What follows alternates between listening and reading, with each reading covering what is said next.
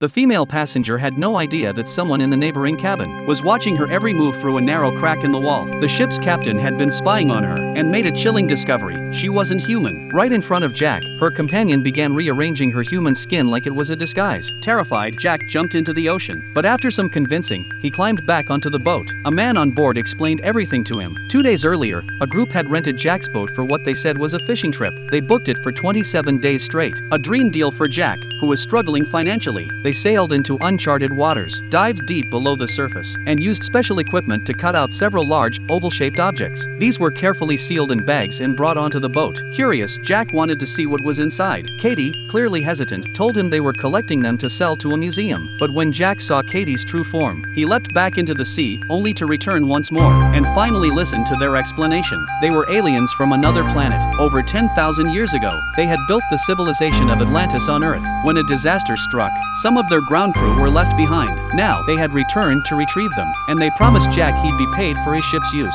Every day, they pulled up several giant clams from the ocean, and rented a swimming pool to store them. Right next to the pool was a retirement home. 3 elderly residents often snuck in for a swim. They saw the strange activity but didn't think much of it. The very next day, the 3 seniors were suddenly full of energy. From that day on, they returned to the pool in secret, again and again. Eventually, they realized the pool wasn't just refreshing. It could heal illness and even reverse aging. When they saw Walter and the others return one day, they quickly hid inside a supply closet. But when they saw Bart shedding his skin, they ran off in a panic. Soon, their bodies started returning to their natural, older state. One of the men, the heavyset one, came to talk with Walter. Bart agreed to let them continue using the pool. Slowly, the elderly residents began developing a bond with the aliens. The next day, one of the thinner men displayed terrifying agility. The others were stunned, then made a mad dash toward the pool. 2 of them even dragged out one of the giant clams. Furious, Bart threw everyone out of the pool. Then he opened the clam they had taken out. Inside, the alien was dead. Bart broke down in tears.